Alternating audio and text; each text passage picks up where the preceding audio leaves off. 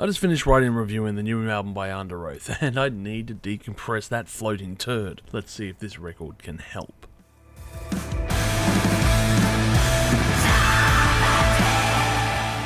Hi people, and hello my chilly and carnage crew, it's Chilly here, the man who produces Zone for My Eyes, and this is a 5-minute review on Deafheaven's newest album, Lonely People with Power. Is it pronounced Deafheaven, or is it Deafheaven?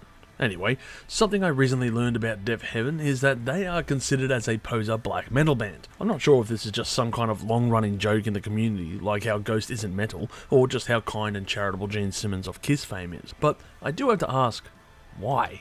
Is it because their music is actually good? Is it because the production of their records doesn't sound like it was recorded from a public restroom in a bus station? Is it because they actually include melody into their music? Or perhaps their fans don't burn enough churches? I don't give a shit, to be honest. This is black metal, because it's no longer 1990 anymore, and thank for that. I don't think I could take another group that kills their own members or uses a photograph of their guitarist as an album's artwork. Why can't you just go stand in a snowy forest in the middle of nowhere wearing corpse paint while wearing armbands filled with nails and studs like other normal black metal groups do?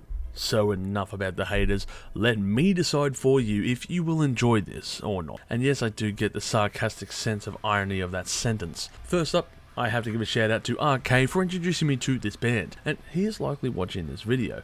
Thank you for doing that. The next thing I have to say is that I feel this album for most of the part leans away from their earlier sounds that the band grew famous from, off their of course records like Sunbather, and leans more heavily into, at least for the first few tracks, into the true realms of black metal, which culminates at their song and lead single of course Magnolia, a song that starts off with ferocious riffs and blast beats that will easily scare away your pets if you play it too loudly. There truly is a lot of this type of songs on the record here, as some might even argue that the band are overcorrecting their course, divulging and fully embracing that black metal sound, which has grown, well, more famous over the last couple of years. When compared to their last few albums, the band has noticeably shifted away from that shoegazer territory. This is made effervescently clear, like on the tracks Amesthesis or the downright nasty sounding Revelator, which are both highlights, but the later stands heads above shoulders above all else on this record.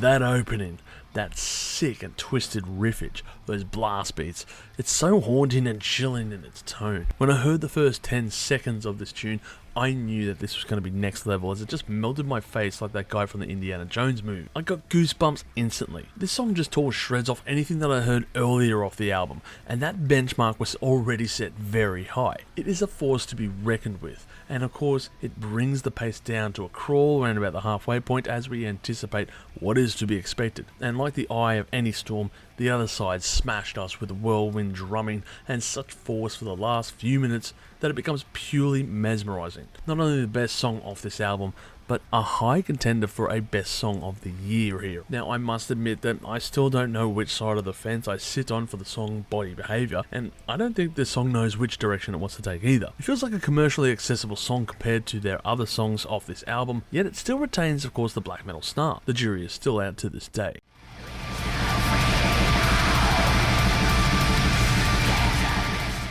Before this album closes out, we are hit with yet another amazing song that is called Winona, a track that was released before the album to a degree in a short film and capitulates a film score with its soaring and somber build-up. Then of course it takes time to get to where it's arriving, but when we get to that destination, you can find yourself asking, how do we get here? Yet again, this tune is another relentlessly paced piece, and of course when it gets to the swing of things and just shows us how insanely talented Daniel Tracy is behind his drum kit, that guy must be built like a rugby player, because the speed and duration that he keeps up on not only this tune but the whole album would make me think that his cardio levels are through the roof and he could probably do a 5-kilometer run in about 10 minutes. Anyway, Winona and the following track, The Marvelous Orange Tree, are just the way to close out this album, on a high and in a way that we can expect of course from Deafheaven. Now I must admit that I have seen this band perform live, and god damn it they were awesome, and I would easily watch them again if they came out and did a tour for this in the land down under, because this album is a gem from start to finish, and it never left me scratching my head about the duration of the album, which is sitting at 1 hour by the way. It never felt like it overstayed its welcome,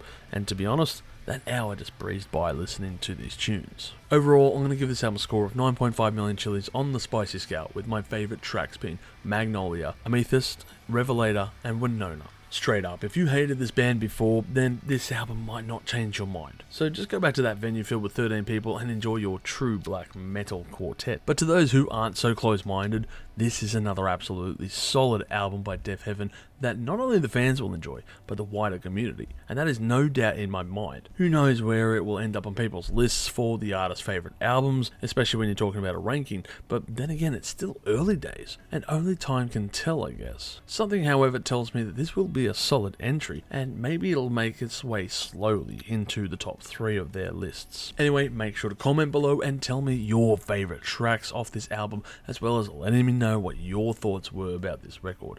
As always, stay spicy out there. If you've enjoyed this content, make sure to smash that like button, subscribe to us, and stay notified for future music related content because it keeps our manager happy at the end of the day. We are also on Discord, Instagram, Facebook, and all those other social platforms if you want to check us out. As always, people, you have a great day and stay spicy.